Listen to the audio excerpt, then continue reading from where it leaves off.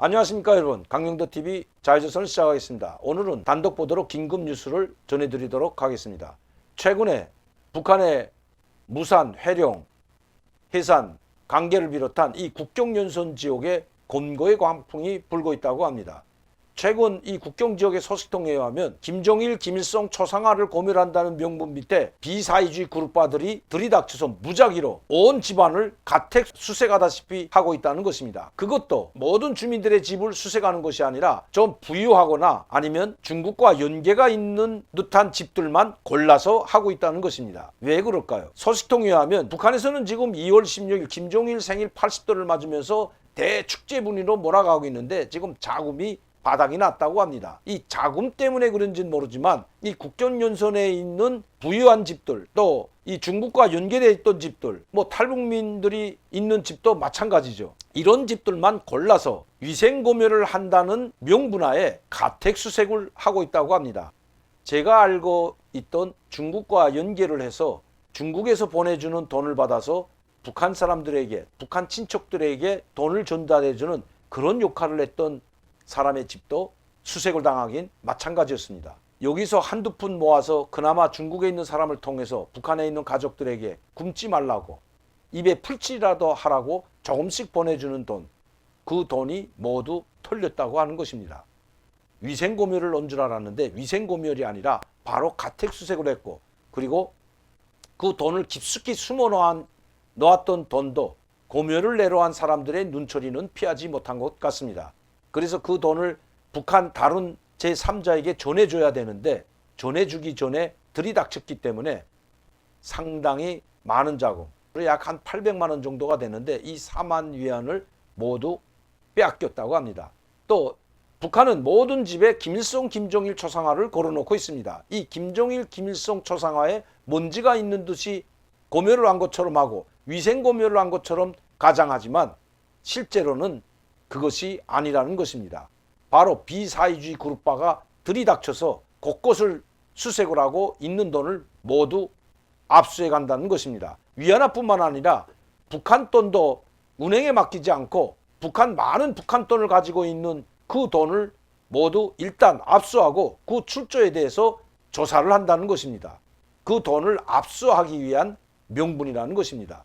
북한에서 주는 봉급 3,000원, 일반 노동자들이 주는 이 3,000원을 가지고는 그런 많은 돈을 구할 수가 없기 때문에 누구도 거기에 대해서는 변명의 여지가 없습니다. 밀수를 하지 않으면, 아니면 중국 돈을 가지고 있다가 북한 돈을 바꾸지 않는 한 많은 돈을 가지고 있을 수가 없기 때문입니다.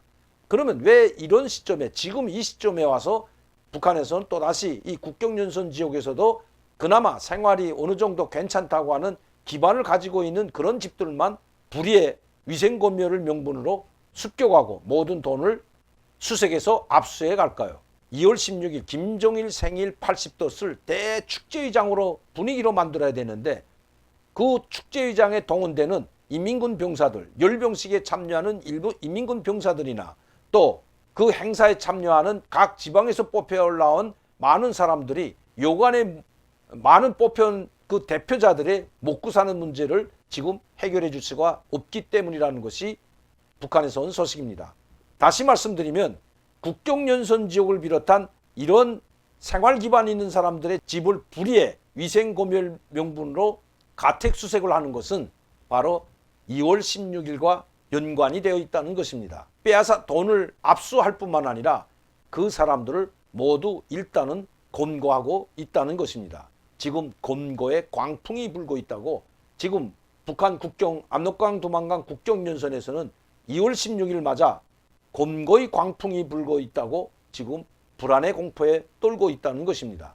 말로만 이민위천, 위민 혼신을 부르짖는 김정은과 조선노동당, 북한 주민들 더 이상 이런 말에는 현혹되지도 속지도 않을 것입니다. 이런 검거 광풍을 뒤에서 지휘하는 인물이 바로 조영원 조직비서인 것은 틀림이 없습니다.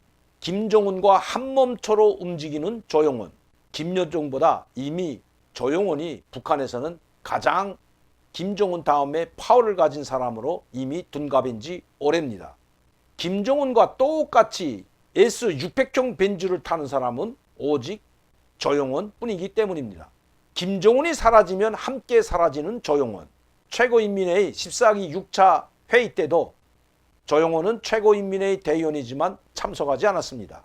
항상 김정은과 함께 움직이는 조용원. 김정은은 조용원이 없으면 불안해할 뿐만 아니라 조용원이 항상 옆에 있어야 마음이 놓인다는 김정은. 김정은은 이제 조용원이 없으면 아무것도 하지 못하는 그런 지도자가 돼버린 것입니다. 김여정은 아직 정치적 경험이 없고 조직 장악 능력이 없기 때문에 김정은이 아무리 그에게 권력을 부여하려고 해도 그것을 감당할 수 없는 상황이기 때문입니다. 조용원은 이번 압록강 두만강 국경연선 지역에 있는 그 생활 기반이 있는 사람들의 집을 가태수색해서 모든 자금을, 모든 돈을 압수하라는 지시를 내린 것도 바로 조용원인 것입니다.